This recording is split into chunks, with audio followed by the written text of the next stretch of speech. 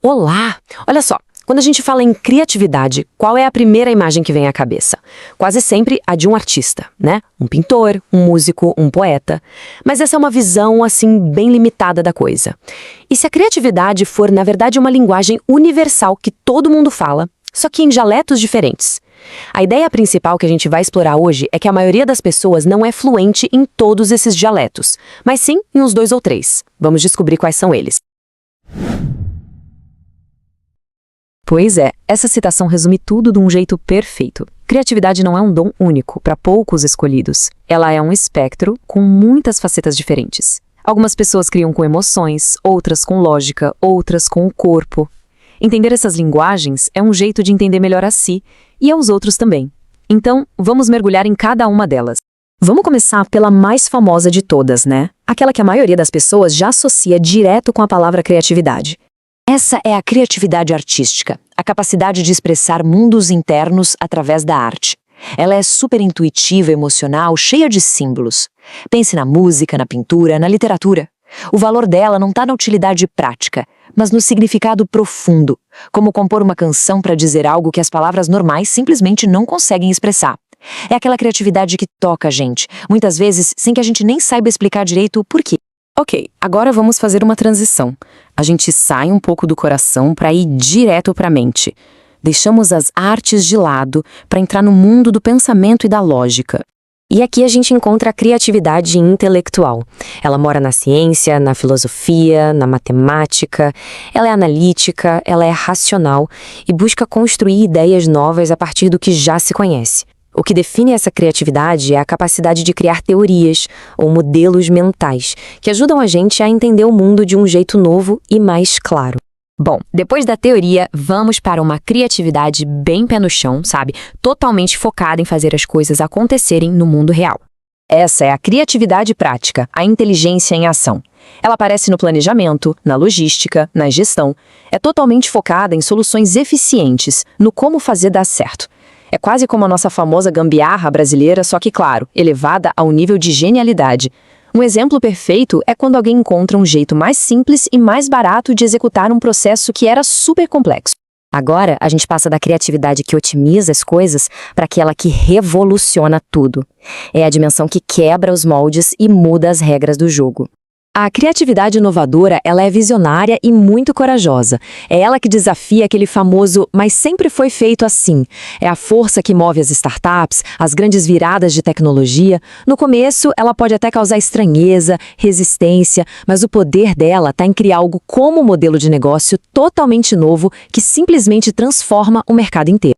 Da revolução para a visão de longo alcance, vamos falar agora da criatividade, que é como jogar uma partida de xadrez com o futuro.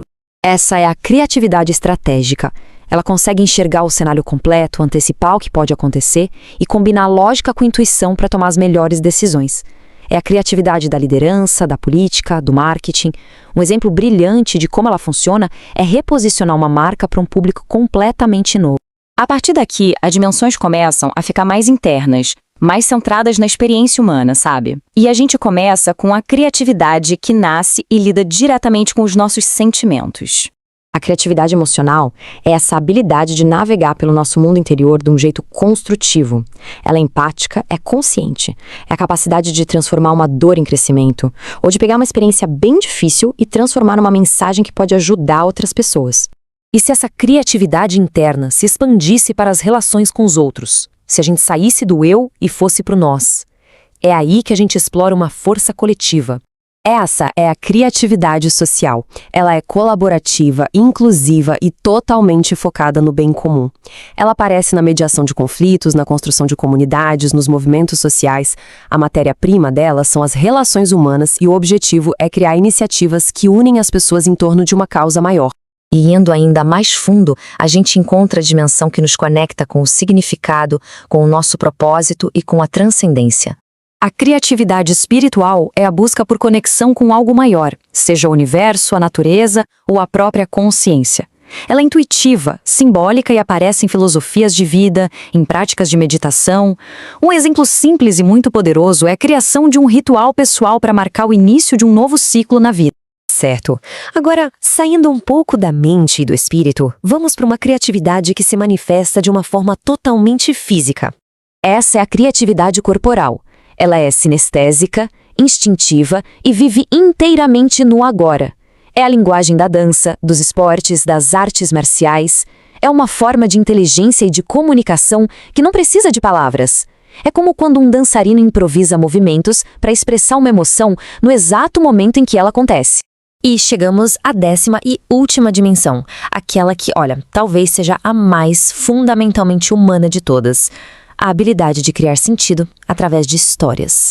A criatividade narrativa é a arte de contar histórias para organizar o caos da experiência em algo com começo, meio e fim. É o que nos conecta, facilita o aprendizado e molda culturas inteiras. A maior força dela é a capacidade de transformar uma ideia super complexa e abstrata em uma história simples e envolvente que todo mundo consegue entender.